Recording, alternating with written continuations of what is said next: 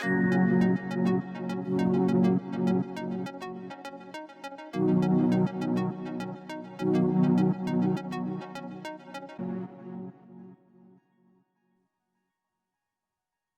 everybody. My name is Alexis Boylan. I am the acting director of UCHI, and it is my great pleasure to welcome you this afternoon to our third of our Fellows Talk series. It is now my great pleasure to introduce Ashley Gangi, who will be followed by her respondent, Amanda Crawford.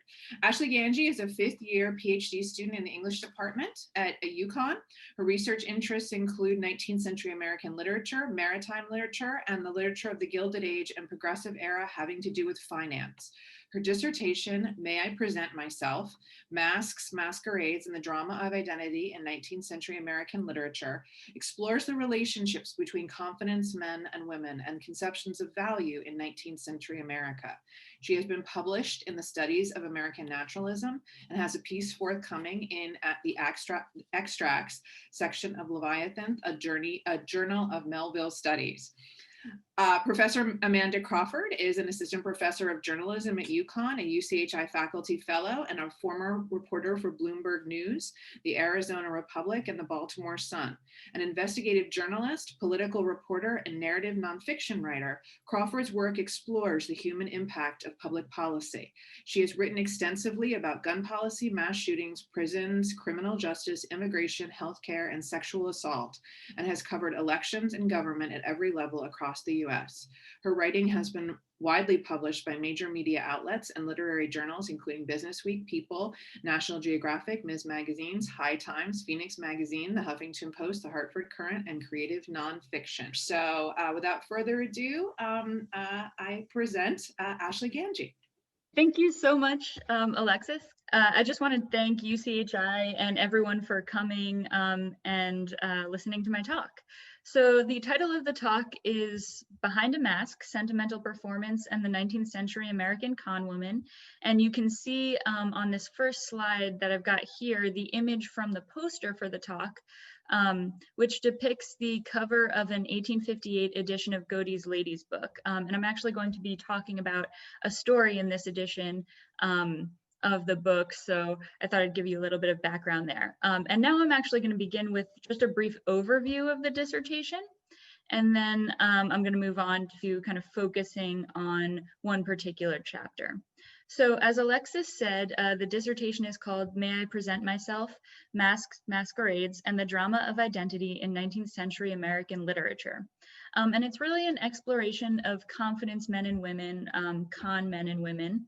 And it really comes from, or begins with the premise that the humanities have an important role to play in economic theory that's kind of gotten lost as economics has become its own academic discipline. So focusing on 19th century representations of confidence tricksters in American literature, I argue these figures allowed authors such as Benjamin Franklin, William Wells Brown, Herman Melville, Louisa May Alcott, and others to explore questions about how economic, social, and personal value should be recognized and assigned in a rapidly changing society.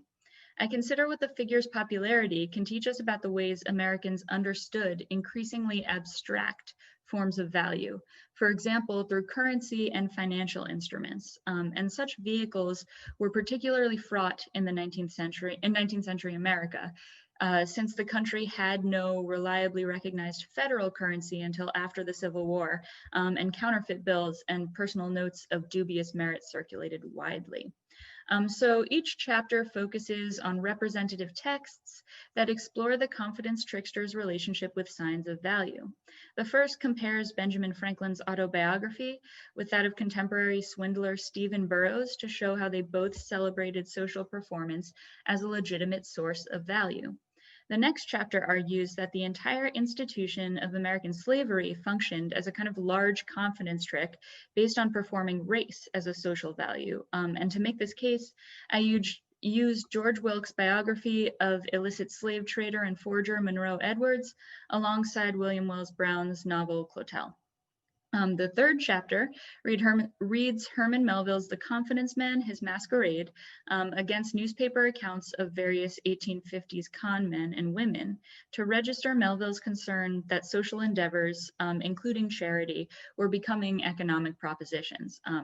Chapter 4, which I'm actually going to be focusing on today, demonstrates how sentimental womanhood became a performative source of value for many 19th century women with limited options, using some sentimental stories, and also Louisa May Alcott's Behind a Mask, which is where the title comes from. And then the fifth and final chapter uses stockbroker Thomas Lawson's popular financial writing, including his expose, Frenzied Finance, to make the case that the financial activity of the Gilded Age and Progressive Era codified the confidence trickster's logic of performance into a kind of national system. So altogether, what I'm really trying to do in this dissertation is tell the story of a country that embraced the potential economic value of social performance, even as it exhibited deep anxiety about that proposition. To move into the kind of meat of the talk, I'd like to begin by focusing more on chapter 4 and talking a little bit about counterfeit currency. So though women are sometimes left out of scholarship on confidence tricksters, their experiences must be considered to tell the full story of performing value in America. After all, many American women found that specific social performances were required to secure even the smallest degree of economic stability in the 19th century.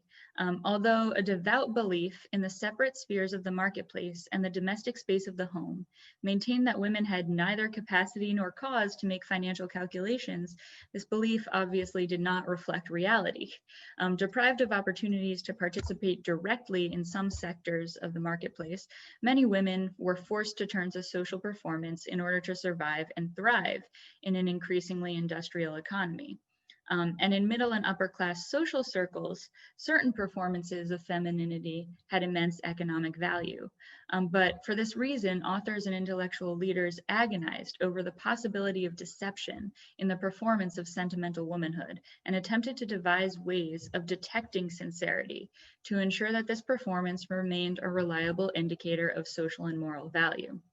So this fear of insincerity and the obsessive attempts to detect it actually resembled to me the final scene of Melville's novel, The Confidence Man, in which an elderly gentleman pores over his counterfeit detector in a desperate attempt to separate the real banknotes from the false, right, to find what is true, never realizing that the answers lie not in the symbols of value themselves, but in how people value those symbols. So you can see here on the slide, I've included an image of an 1849 counterfeit detector. In the antebellum era in America, these were really common, and they were kind of huge volumes that were meant to help people try to figure out whether the notes that they held, which were from all different banks, all different institutions, actually were genuine. And unfortunately, even if they were genuine, even when they were not always valuable depending on kind of the status of the bank. But to return to performance, popular literature, especially popular literature written by and for women, probed the space between performance and sincerity, worrying over the best way to acquire the value associated with certain social performances without practicing them to the point of duplicity. But the choice, I think, involved a false binary. The line between performance and character, real character, was blurry at best. So in order to really understand this, I think we must first understand the circumstances that forced women to embrace creative solutions to their financial difficulties. According to historian Alice Kessler Harris, performing the ideals of sentimental womanhood, piety, purity, and submissiveness, as she says, became a requirement for securing a position in a stable middle-class household. Unfortunately, these virtues were thought to be incompatible with the harsh realities of labor outside the home. So opportunities for such labor were limited, and women who took them moved farther and farther away from the social ideal that offered economic security with each passing year. And because sincerity was so important to so many conceptions of the ideal woman, those determined to cultivate gentility had to hide this cultivation process. As Karen Haltonen explains, there was a contradiction inherent in the idea of performing sincere sentimentality. 19th century etiquette often called for the careful management of emotions and feelings. The quote, increasing demand for perfect self-restraint was in apparent conflict with the sentimental ideal of transparent emotional self-expression. How were these two strains in American etiquette to be reconciled? This tension between performance and sincerity, not to mention the economic implications of this tension, were constantly being explored and revised through literature of the time, which provided a conceptual experimental zone for considering what performance meant in social situations. So one of the things I'm going to try to do as I talk through a couple of these stories is answer Haltonen's question. So for example, all manner of social performance featured prominently in novels and women's magazines of the 19th century, like the wildly popular Godey's Ladies book from that first slide and from the poster for this talk, which ran for over 60 years, beginning in the 1830s and claimed 150,000 subscribers by the outbreak of the Civil War. So in reading some sentimental stories from Godey's Ladies book and other places, I've noticed an interesting trend that addresses this question. Many sentimental stories attempt to resolve the tension between sincerity and performance by placing female characters in situations where they are on display performing the ideals of sentimental womanhood without being aware that they have an audience. These unwitting performances are presented as genuine displays of a given character's inner life. And female characters earn economic security for themselves or their family members by virtue of such unintended displays. These women must be so artless as to rely almost totally on serendipitous displays of kindness, sacrifice, or beauty. As a result, female characters in such stories are robbed of all control over their circumstances, as they're made unwitting participants in dramatic scenes upon which their financial security depends. And that's really the key here, that they lose control over financial security as well as other elements of their lives. So the image in this slide is again from Karen Haltonen's book, which definitely helped me kind of conceive of this chapter. And it just gives you a sense of the kind of sentimental parlor scene in which these rules of etiquette were being carried out. So for an example of these kind of sentimental stories, I'd like to consider one called Lucy in the City, before we get to Louisa May Alcott. This one was a short serialized story published in the January, February, and March editions of Godey's Ladies book in 1858. And you can see a kind of image of the story here. It's credited to the author of the Tableaux family. In this tale, an innocent country maid, Lucy, recounts the events of her recent trip to New York City to visit her Uncle Eben for her mother. She relates humorously quaint misunderstandings that remind the reader of her artless upbringing and disaffected manners. She is both dismayed and anxious to learn that the train conductor does not know her uncle's address, despite Eben's wealth and respectability, because she's presumably never experienced such large-scale anonymous urban living before. She mistakes fashionable petticoat hoops for, quote, some kind of car life preservers that she assumes women use to keep from being crushed in the event of an accident. However, the author also makes it clear that Lucy has an innate sense of dignity more compelling than fashionable adornment. She asserts her superiority over a well-dressed servant girl in her uncle's home, explaining to her mother, quote, I did not choose to be laughed at by a servant, so I sat down and looked at her a moment quite steadily and then told her she might leave. I did not need her services at present, end quote. Lucy's steady look and imperious dialogue contrast with the girl's poor manners and slang, reinforcing the notion that certain so-called innate manners and ways of interacting with the world serve as reliable markers of class where fashion fails, despite the fact that in reality, such behaviors are carefully cultivated forms of cultural capital.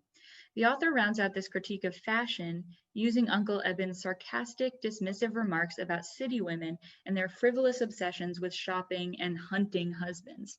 Eben even insults a shop attendant pushing his merchandise by disparaging his masculinity, using, quote, "I felt almost tempted to advise him to don the airy vesture he so elegantly recommended and so fully appreciated," end quote.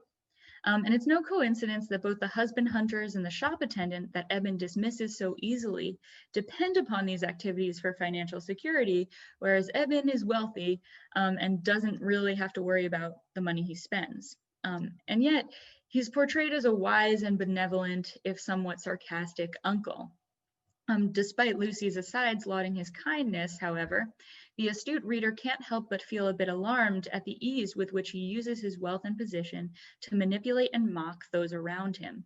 In fact, he makes Lucy the unwitting actress in a lavish masquerade he stages in his own home in order to teach his friends about the charm of country manners. He tells everyone except Lucy that the party's a masquerade and they should come in costume. But Lucy's guise as innocent country maid is no costume at all. Eben tells Lucy to wear her best dress, though she worries it won't be fine enough, suggestively hinting, quote, "Everybody else here tonight will assume a character. You have only to retain your own." In suggesting that everybody else will assume a character, Eben takes it for granted that people have consistent true and false characters to assume or conceal. Lucy's claim to virtue comes from the fact that she cannot act. She can only participate in Eben's drama without understanding that she's doing so. Eben's insistence on her honesty and disaffected manners ignores the fact that these two are the products of socially accepted performance. So he actually hasn't succeeded in banishing performance from his masquerade. He's only robbed Lucy of all agency in the events unfolding around her. She doesn't even really find out that the party was a masquerade until the next day. She reads about it in a newspaper. Another prime example of unwitting feminine performance that I want to touch on briefly before, again, getting to Louisa May Alcott can be found in Marguerite Merton's short domestic sketch Tableau. So this one is from the June 1846 issue of Godey's Lady's Book. And this is actually just another kind of image of Parlor Theatricals that comes from Karen Haltonen's book. But to go back to Marguerite Merton's story Tableau, it opens on a group of young people preparing to perform a series of tableaux vivants, which were a popular parlor amusement in which men and women assumed costumes and posed in silent dramatic depictions of images from history, literature, and the fine arts. The actors would hold these poses for about half a minute, then a makeshift curtain would drop, and they would frantically prepare to unveil a new tableau. As Mary Chapman explains in an article on the Tableau Vivant, it became a popular parlor amusement in America around 1831 and retains some degree of this popularity all the way through the early 20th century. Incidentally, it's also seen a resurgence in popularity during the pandemic. I've seen people kind of recreating pieces of art and posting them online, so that's an interesting thing to look for. But Tableau brought the art of deliberate performance into the domestic space of many American homes. In literature, they were particularly effective vehicles for exploring the tension between sincerity and performance in middle and upper class parlors. And I actually first kind of heard of this phenomenon through Edith Wharton's The House of Mirth, in that really kind of classic scene where Lily Bart participates in a tableau vivant. So if that gives anybody a kind of touchstone for what they are, good.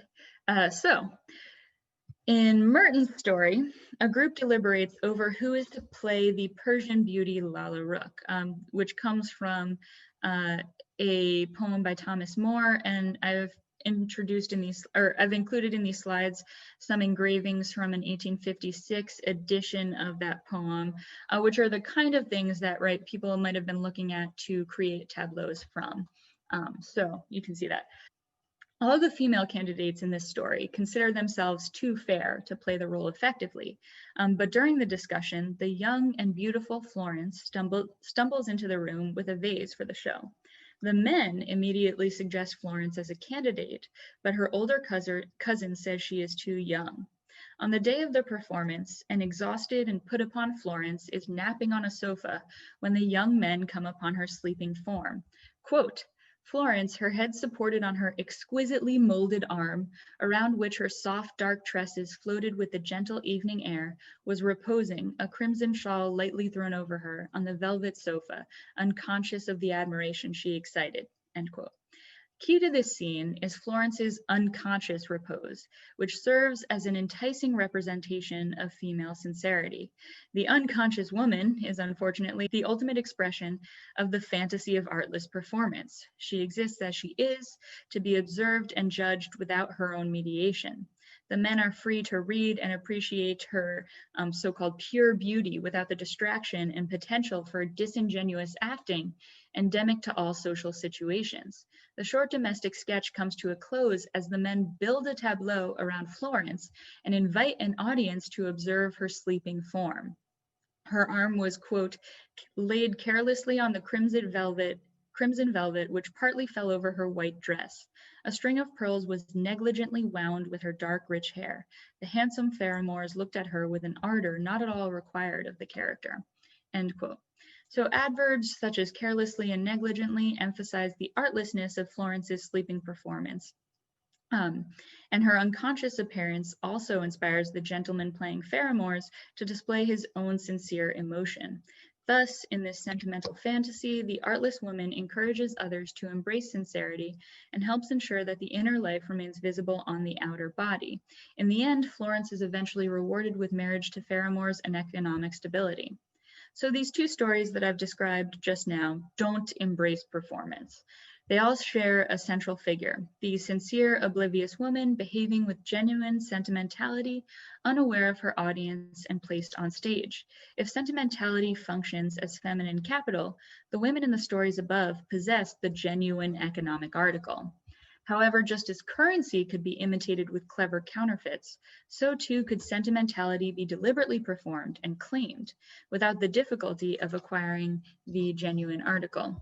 Such performances also allowed for a degree of economic agency. Now I'd like to turn to Louisa May Alcott's Behind a Mask.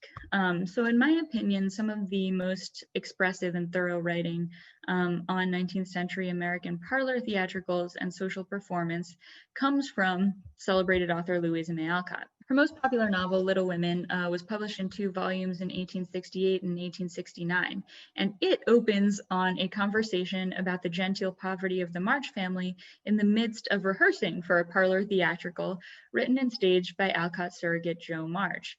So you guys can see on this slide, I've included a screenshot of the from the 2019 adaptation of Little Women, directed by Greta Gerwig, which was really good. I highly recommend seeing it if you haven't seen it. And this is an example of Jo and Meg and Amy kind of getting ready to perform a parlor theatrical. So although the March family certainly experiences its share of financial woes just as the Alcotts did, they retain cultural and social capital in the form of education, manners, and connections to wealthy friends and family. Little Women was a smash hit when published, catapulting Alcott into a very public life of literary fame, as a result of which she felt pressure to manage her brand through controlled publications and conscious self-performance. But in addition to comfortable domestic tales for young people, Louisa May Alcott also wrote thrillers that she described as blood and thunder tales. But she didn't publish these tales under her own name. Her connection to them was actually lost until 1942, when Leona Rostenberg discovered letters identifying Alcott as the author of stories published under the pseudonym A.M. Barnard. Rostenberg's friend, fellow independent scholar and antique book dealer, Madeline Stern, eventually published collections of Alcott's salacious tales, including Behind a Mask, in 1975, and then she published 2 more collections in 76 and 88. So Alcott did make some money from such tales, many of which were originally published in The Flag of Our Union, and she seemed to enjoy writing them. But she also understood and appreciated the financial advantages of playing the role of the sentimental children's novelist, because she had achieved what few 19th century women managed to do. She had built herself a very lucrative career. But Behind a Mask channels Alcott's frustrations with a world in which women often found themselves without the means of economic support, and presents a confidence woman as a protagonist who unabashedly performs her way into wealth. So you can also see on this slide, I've included an image of Liana Rostenberg and Madeline Stern. So, the story Behind a Mask begins when Jean Muir, apparently a beautiful, lonely, and accomplished young governess, arrives at the home of the well-to-do Coventry family to instruct the young and amiable Bella. The family consists of Bella, the elderly, peevish Mrs. Coventry, her orphan niece Lucia, and Mrs. Coventry's two sons, the indolent heir Gerald and the eager soldier-to-be Ned. They also live next to the wealthiest and eldest member of the family, Sir John Coventry, who resides alone in his own stately hall. In the opening scene, the reader quickly learns that Jean has been forced to walk a considerable distance from the station to the estate because Gerald was too lazy to remember to send a carriage for her. While Mrs. Coventry celebrates the virtue of punctuality and prematurely bemoans Jean's tardiness, it becomes clear that the Coventry family have put Jean in an impossible position and expected quasi-miraculous behavior from her. After all, how can she arrive at the estate on time when they haven't even sent her a carriage? Despite these obstacles, Jean does arrive on time and immediately begins to charm them all, even arousing Gerald out of his customary stupor. So with a couple of deft strokes here, Louisa May Alcott helps the reader sympathize with young, friendless, and talented Jean, suggesting that her manners and abilities are superior to those of the people who've hired her. However, when the reader follows Jean Muir to her room, she reveals the person behind a mask. She wipes off her makeup, removes false hair and teeth, and transforms into a haggard, jaded woman at least 30 years old, determined to secure her fortune through an advantageous marriage. She declares, "I'll not fail again if there is power in a woman's wit and will," then laughs, shrugs, and admits to being tired and hungry. Jean is well aware that it will take all her will and strength to effect her desired outcome.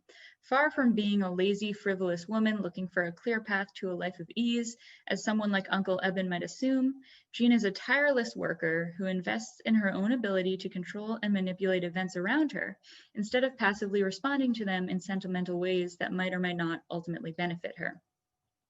Though much of Jean's disguise depends on makeup, the narrator makes a point of claiming that the most important features of the disguise are actually part of Jean, a function of both her talent and skill. Quote, "The metamorphosis was wonderful, but the disguise was more in the expression she assumed than in any art of costume or false adornment." The expression of Jean's own face and her mobile features, that's a quote from the story as well, are the most effective elements of her disguise, suggesting this disguise is, in large part, a function of her own active choices about which face to present to the world. It is, the narrator explains, not the result of false adornment, implying that parts of it are legitimate expressions of Jean's interiority. Though Jean is clearly quite manipulative, Alcott also shows that her performative success is a function of her skill. Over the course of her tenure with the Coventrys, Ned, Bella, Mrs. Coventry, and Sir John are all easily charmed by Jean Muir.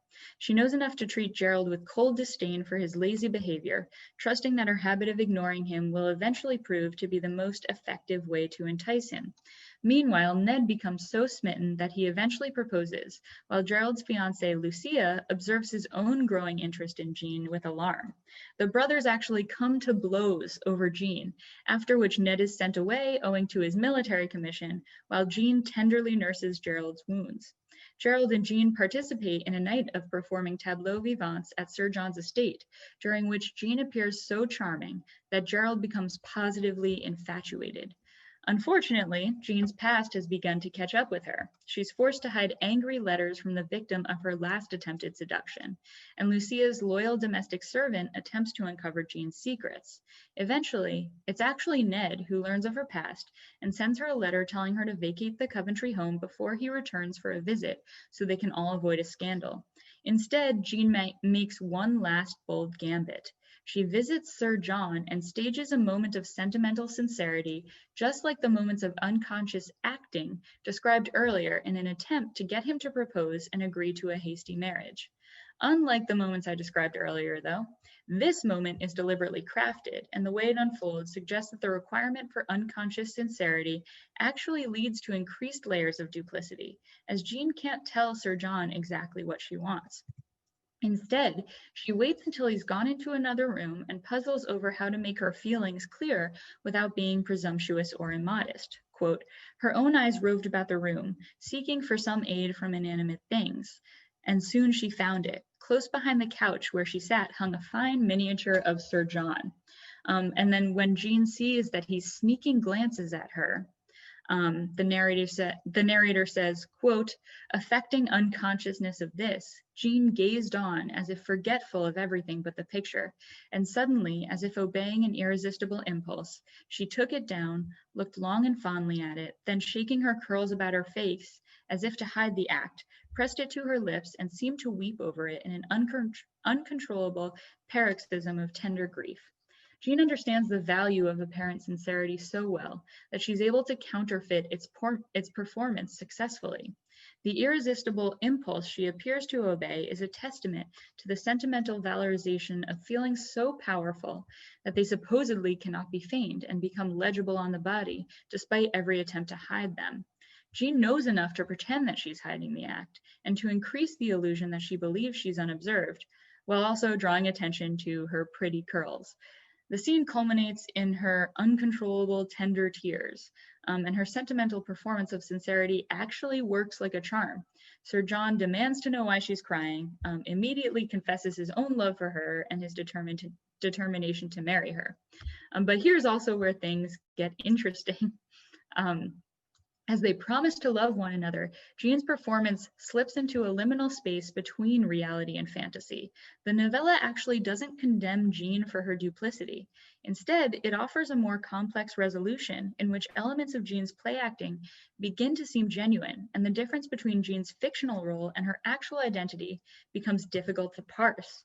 The novella suggests that there's a legitimate place for performance in women's lives by implying that Jean has developed some of the most important elements of sentimental womanhood through performance. Jean actually seems to become the ideal she previously feigned as she exclaims, quote, promise me to be faithful to the last, to believe in me, to love me, to trust me, protect and love me, in spite of all misfortunes, faults, and follies. I will be as true as steel to you and make your life as happy as it deserves to be. Let us promise these things now and keep these promises unbroken to the end. Jean's emotions and promises are, as the narrator claims, really true reflections of her intent. She promised, quote, what she faithfully performed in after years. Their marriage actually delivers what each of them seems to want. Jean receives economic security in return for her devotion, and Sir John receives a talented young wife and companion. Though Jean is not truly 19, she is still much younger than Sir John, whose wealth and gender exempt him from worrying about how his age affects his economic and social prospects. The speech act of legally and spiritually committing to one another in a marriage ceremony is itself a performance that creates social reality. As such, it serves as the perfect climax to a novella that deliberately troubles the boundary between reality and performance. The marriage ceremony brings a new character, Lady Coventry, into being.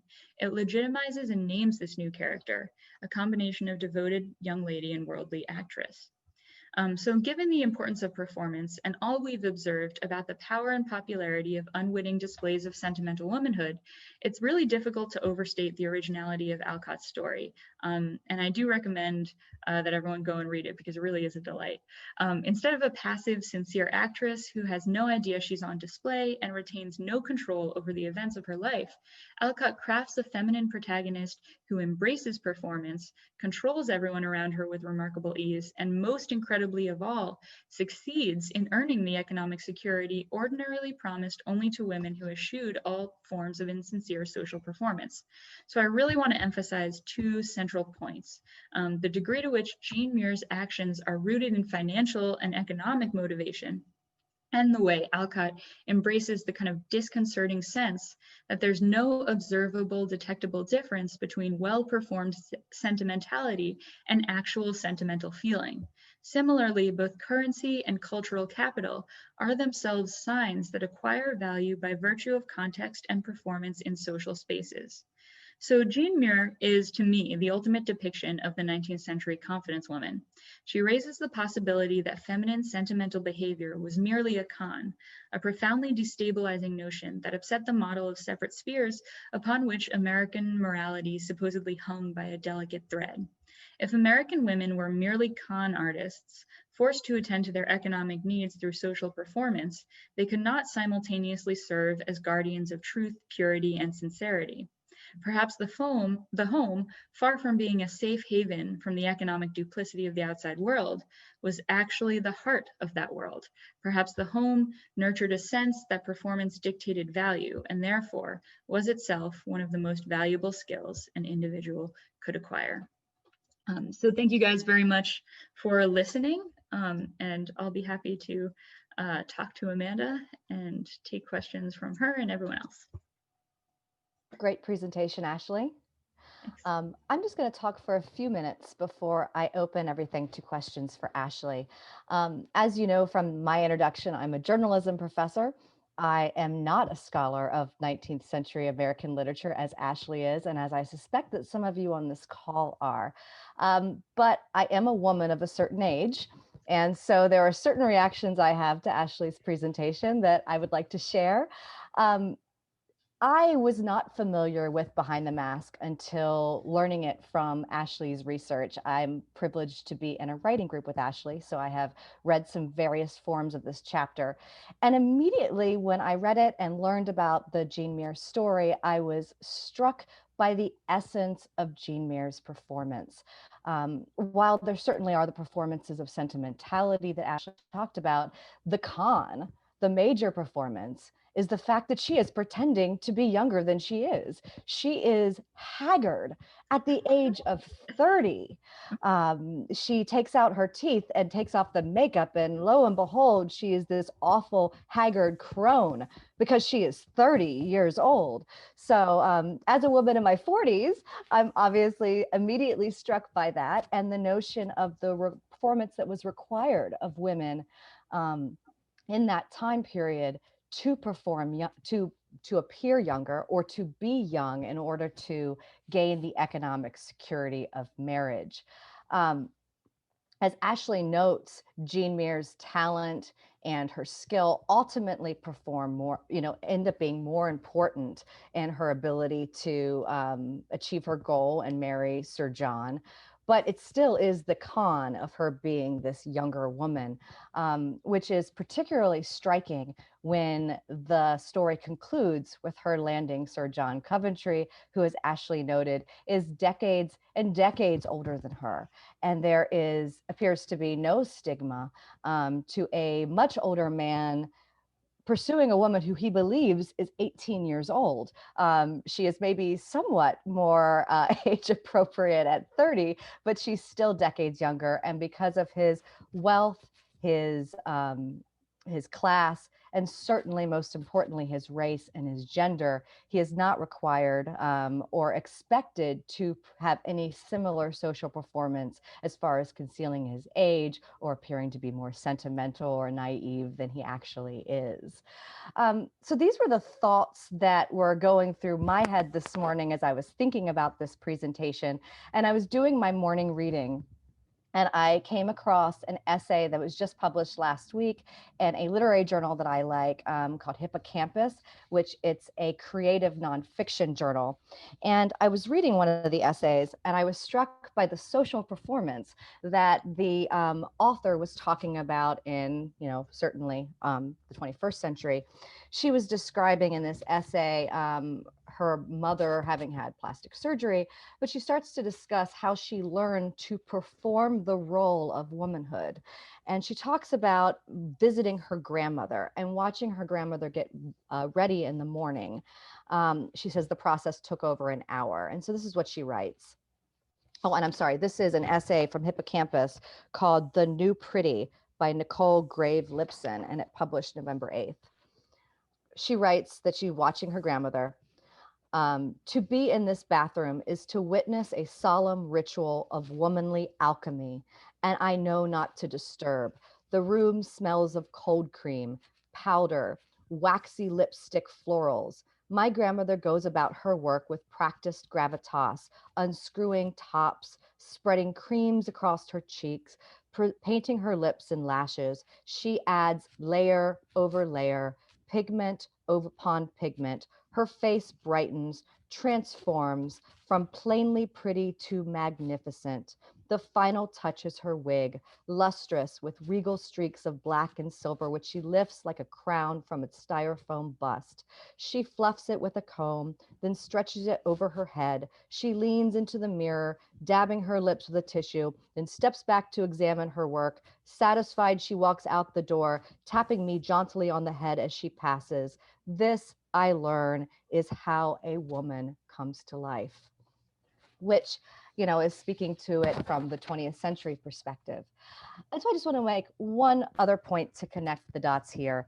And that is that Ashley's dissertation, as she noted, is looking at the economic ramifications of social performance. And so while we might not think that the social ramifications are the same today for women in this expectation of our looks and our attractiveness and our beauty, studies suggest otherwise. There is a long history of studies that show attractive people of both genders make more money. But a 2016 study looked particularly at the accoutrements of beauty, the grooming process. It was Gender and the Returns of Attractiveness. It was published in Research in Social Stratification and Mobility in June 2016. The authors were Jacqueline Wong and Andrew Penner. And they looked at the grooming process, and they found for women, the attractiveness equation was more a matter of the grooming process that, and I'll quote from a Washington Post article about the study that summarizes it pretty well. According to the researchers, the results suggest that beauty, especially for women, is more of a behavior. It is something you do rather than something you are. And so certainly, that's a connection to social performance and that requirement of attractiveness and the ideals of beauty that are still thrust upon women. And they found this does have economic consequences because women who do wear makeup and do their hair and conform themselves to the idealized perspectives of beauty do earn more in the workplace, even when they are outside of the home and they are working. So I was struck by that in considering Ashley's presentation. So before I open it up to questions from the audience, Ashley, I'd just like your perspective on some of that. Do you see the social performance as something that has transcended the decades and the role of women from the literature of the 19th century through modern times?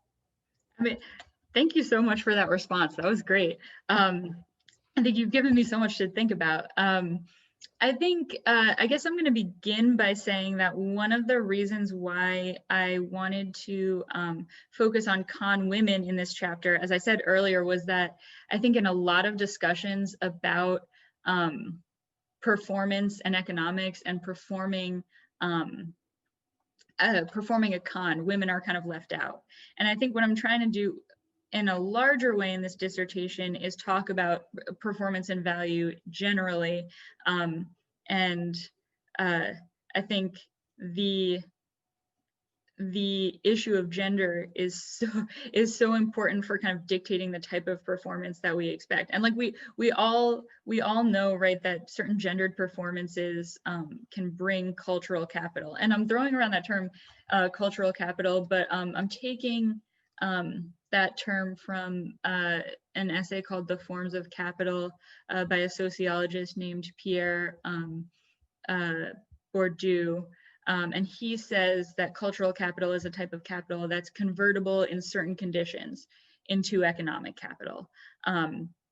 So he gives the example of educational qualifications, and I think I'm using it a little bit looser. And I'm kind of thinking about a certain set of behaviors, a certain set of appearances, as you say, kind of makeup, which, I'm wearing right now, a certain set of dress that can be converted into economic capital and has real implications, right, for how much money women make in the workplace, whether certain jobs are available to them, and it's still kind of very, very present. So I think it really has to be kind of part of this larger story about performance and value in ways that we haven't necessarily kind of come to terms with or contextualized yet.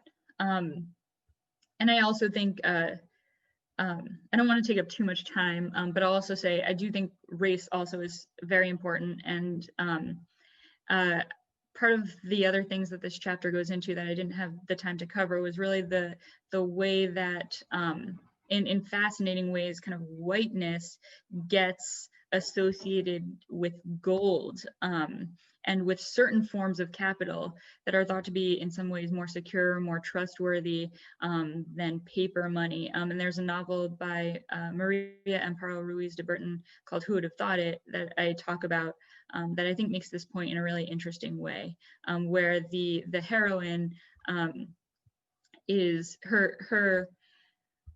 she's initially kind of disguised after she's been kind of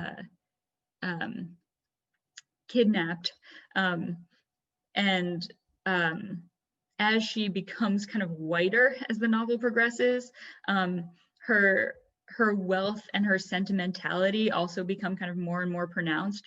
So there's a way that the cultural capital of whiteness was associated for her with the capital that she actually had in gold and gems, and also with her sentimental performance or sentimental behavior. So there's a lot there, but I do want to try to get to answer as many questions as I can. So I guess I'll leave it there. I'm just going to throw one quick more your way from me, which is I was really struck as well by your description of Louisa May Alcott and the fact that she is, in writing this herself, disguising who she is because of the necessity for the sentimental performance. And I was wondering if you could elaborate on Louisa May Alcott and that connection a little bit more. Yeah, I've gotten really interested in reading Louisa May Alcott biographies, and there's a great one by called. It's actually a biography of Louisa May Alcott and her father Bronson Alcott, and it's called Eden's Outcasts. I think the name of the author is escaping me, but I actually. One of the things that's crazy to me was that was published in 2008, and it doesn't really talk about Behind a Mask, which I just found kind of sad because I think it's so great. I really do encourage everyone to read it. But to your question more specifically, Amanda, I think that Alcott did have, she wanted to at several points in her life, like she wanted to be an actress. She had a talent for acting, and she also acted in some not only in her Parlor, right, but also in for like 100 people in in an amateur company in New Hampshire and stuff. But this also caused kind of a scandal with some of her more her wealthier, kind of more conservative relatives. So she was really interested in acting, and I think she was also kind of always very much aware, partially because her father, Bronson Alcott, had trouble making money. She was always very much aware that she had to do whatever she could to bring money in.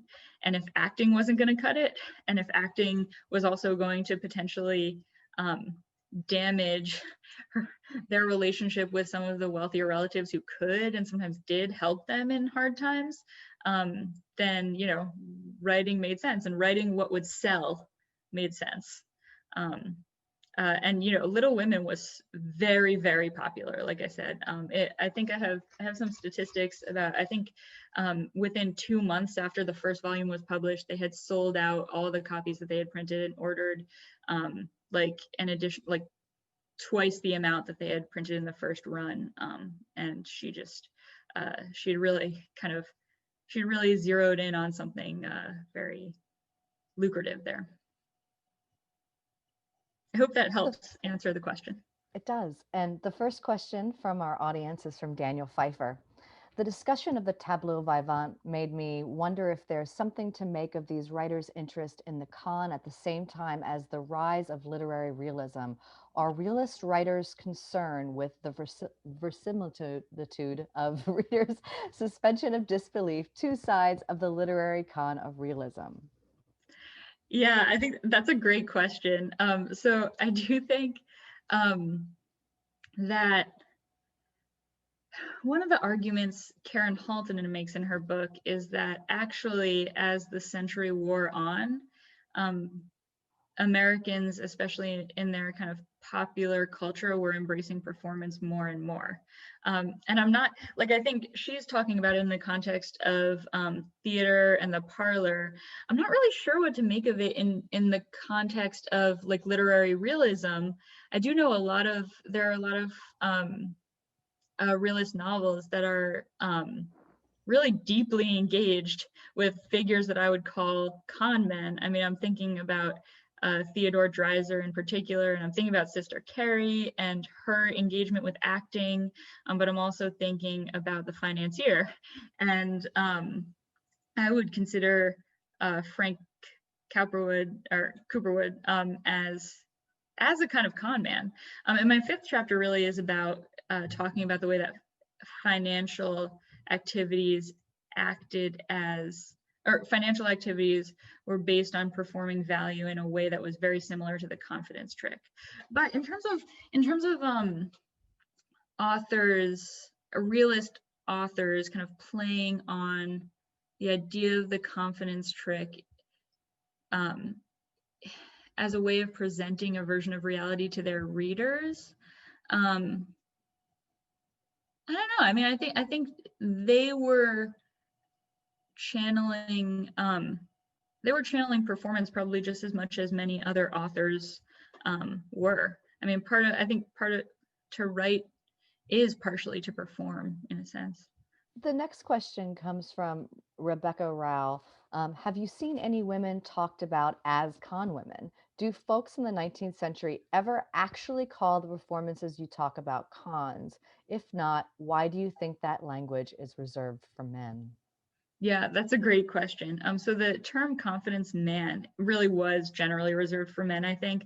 And it comes from a criminal, specifically a criminal named William Thompson. This is something Hans Bergman discovered in looking into kind of the origins of Melville's novel, The Confidence Man. So it comes from a criminal who was arrested in Manhattan in, I think, 1849, who was specifically a man. And it kind of caught on and became like very quickly was used by a lot of journalists to describe the machinations of a lot of men. But I don't think, especially at the time, it was often used to describe women, although like there were, aside from fictional con women, there were real kind of con women acting in this way. I do think that the reason why the term con woman might not have been used as certainly not as often as con man was because of this sense of what it meant to be a woman. And there was, I think, more resistance towards seeing women as these kind of duplicitous figures. And there was more fear around that. Like there's actually in Behind a Mask, Lucia says at the end, they've discovered, I didn't get to talk about this, but they've discovered a bunch of letters that Jean Muir has written to a friend, essentially revealing her con. So you get her perspective at the end through these letters. And Lucia says, wow, this is crazy. A woman couldn't have written this. Like, I refuse to believe a woman could write this.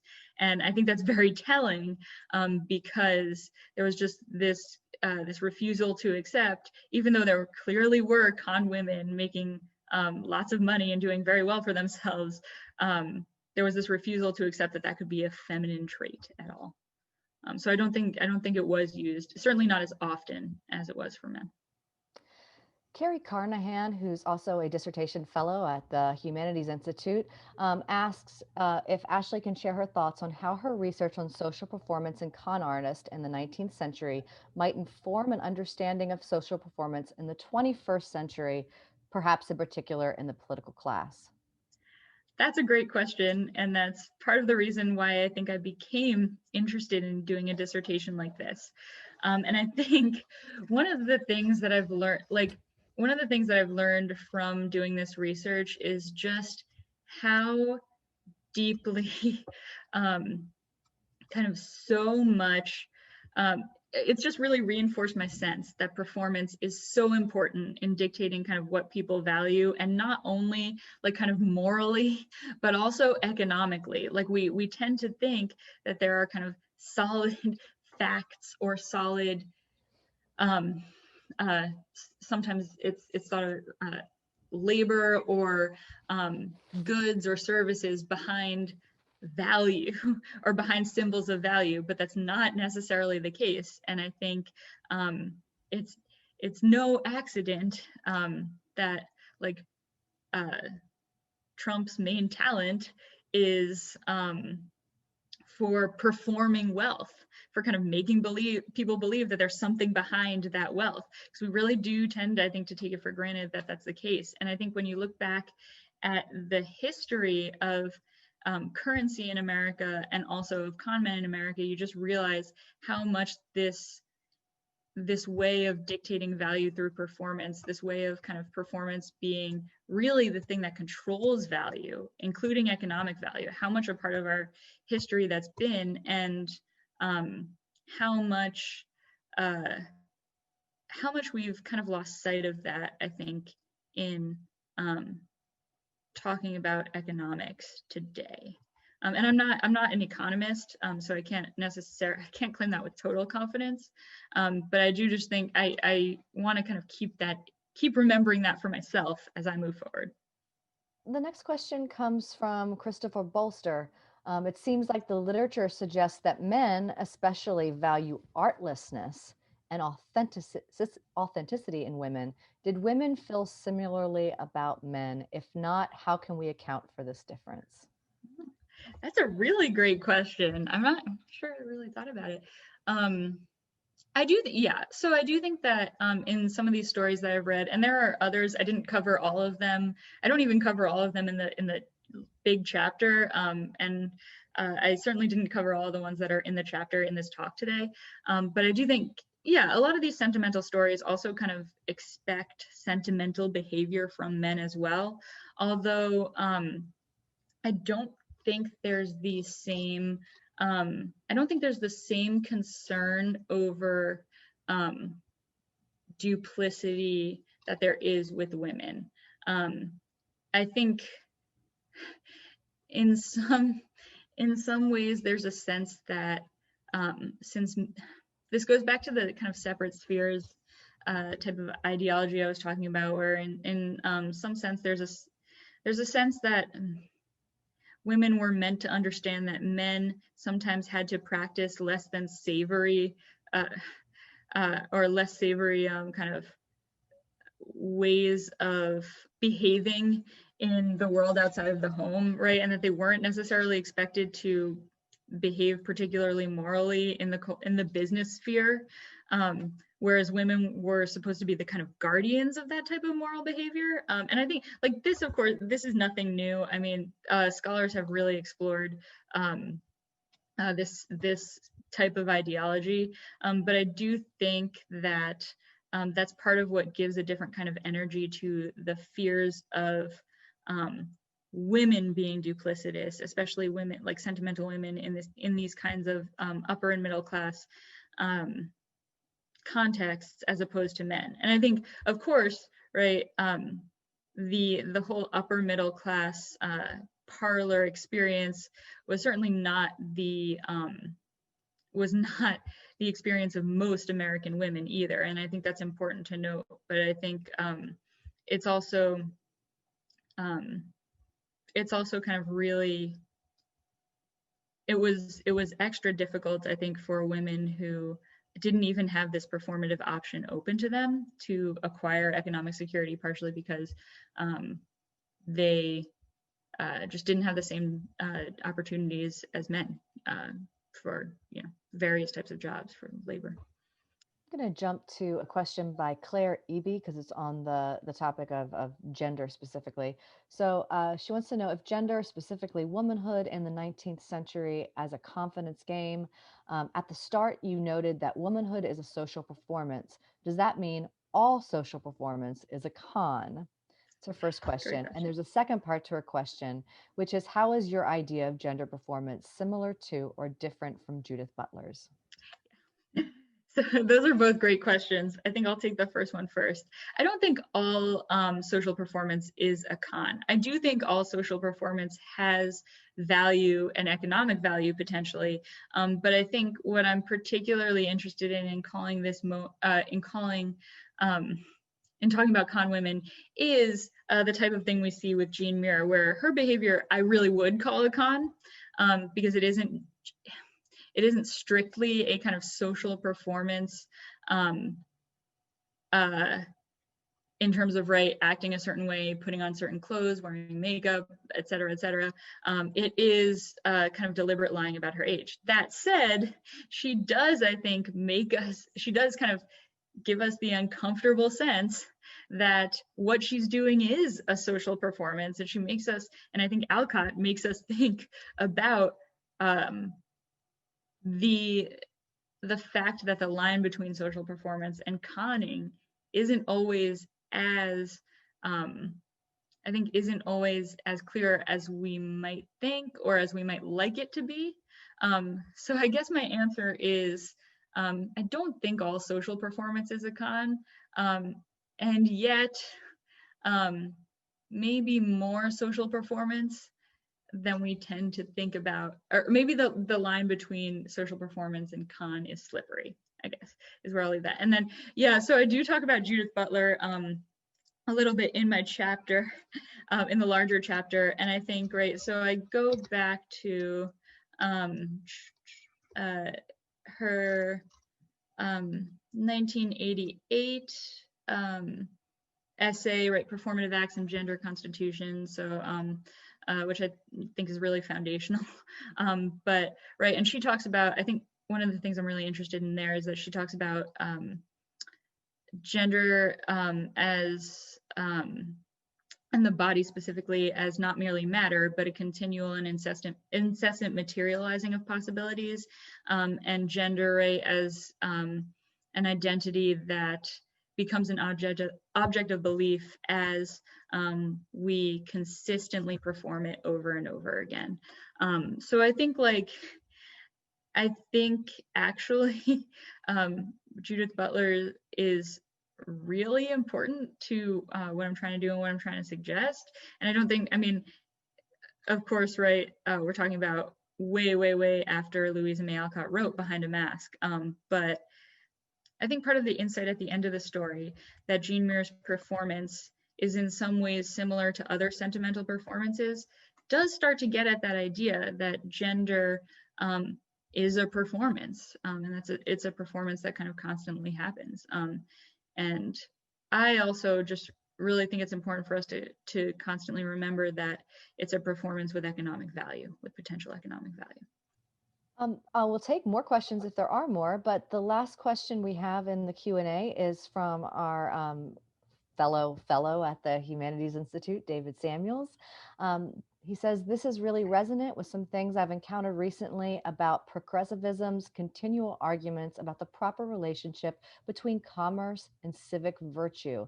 Ashley, is it possible to place Alcott on the trajectory of your larger 5-chapter work?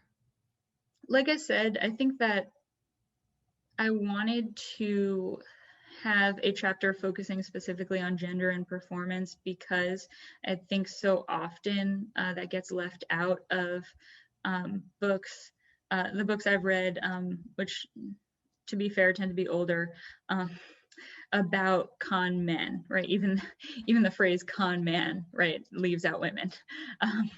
So I guess part of the reason why Alcott was so important to me was because I did want to point out that there's a very real way in which women's performances too had a kind of had economic implications. But I think so when we talk about the trajectory of the chapters, Benjamin Franklin and Stephen Burrows, I kind of used to talk about the beginnings of this kind of notion of legitimate performance as for Benjamin Franklin, legitimate performance as a way of creating value, and then Stephen Burrows taking some of those ideas farther. And I think I've discovered as I've been writing this dissertation that one of the things that really resonates with me actually, and really seems to be shaping the whole project and cropping up throughout the project, is this metaphor Stephen Burrows uses of alchemy, of creating value where there was none before. So I think that comes up in the first chapter with Stephen Burrows. It also comes up in the chapter where I'm discussing slavery and race and Monroe Edwards, and the way in which he was essentially doing what Burrows was doing, creating value out of nothing.